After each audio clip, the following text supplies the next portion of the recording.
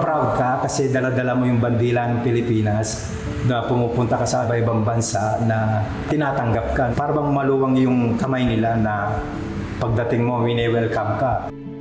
Yung mother ko pala, siya ay isang stylista, designer sa mga damit na Maria Clara, yung mahabang damit. Lagi akong nanonood sa kanya, tinitignan ko. Nanonood lang ako pero nag-gets ko kagad yung mga ginagawa niya. Yung bang parang hindi mahirap sa akin, yung paggagawa ng mga sapatos na mataas, ipa sa mga ilang buwan at taon.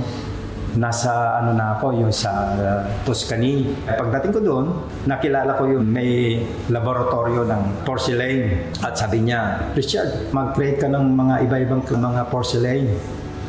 O sige, sabi ko. Pero ang gagawin ko, sabi ko, ayoko ng puro duplicate.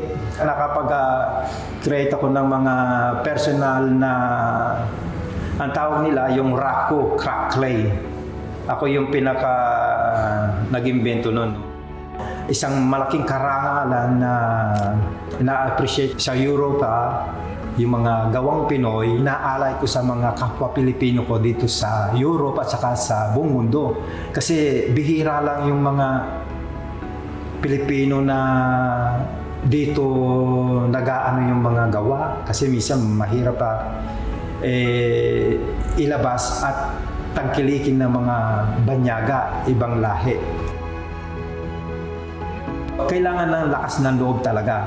Bilang kung nagsisimula ka pa lang dito sa Europe, sa Italy, kailangan ng lakas loob. At saka huwag mong kakalimutan ng Panginoon. Pagka gumagawa ka, mag-start ka ng isang gawa mo, lagi mong sinasali ang ating Panginoon. Lord, sabi mo, ito pong gawa natin, gandahin natin, bigyan mo ako ng magandang pag-iisip.